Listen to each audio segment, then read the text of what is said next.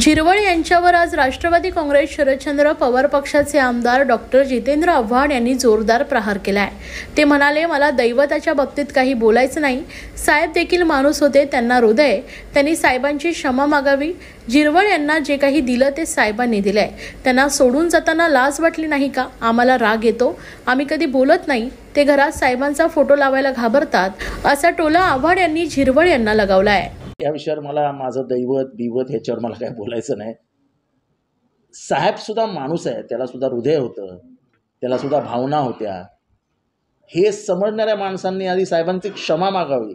साहेब आम्हाला माफ केला, माफ केल्यानंतर काय बोलायचं ते बोला, हे बस झालं। आता दैवत आहेत, अमुक आहेत, तमुक आहेत, दिलंय साहेबांनी। झिरवळ साहेब विसरू नका, ते दिलं गेलं ते सगळं साहेबांनी दिलं तुम्हाला। उगाच आता हे नौटंकी सुरू करू नका, बस झालं, बस। उगाच इमोशनल खेळायला जाऊ नका शरद पवारांची।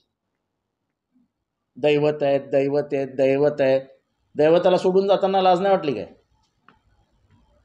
कशाला उगाच त्यांच्या कार्यकर्त्यांना चिडवता? त्यांच्या कार्यकर्त्यांच्या मनात राग येईल असं म्हणजे आम्हाला राग येतो ना। कशाला तुम्ही फसवलात ना पवार साहेबांना? नाही फसवलं तर सांगा, आम्ही नाही फसवलं। तुम्हाला उपसभापती कोणी बनवलं?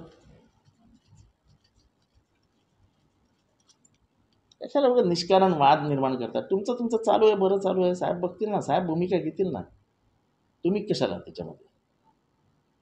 आपलं काम नाही ना, आम्ही बोलतो का कधी?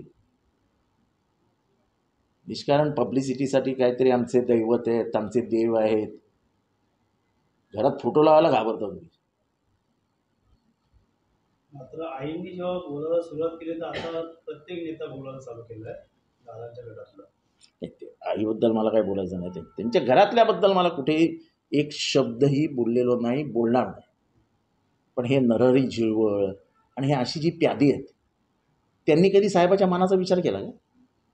साहेबांना काय दुःख झालं असेल, आजही काय दुःख असेल, याचा कधी विचार केला आहे का?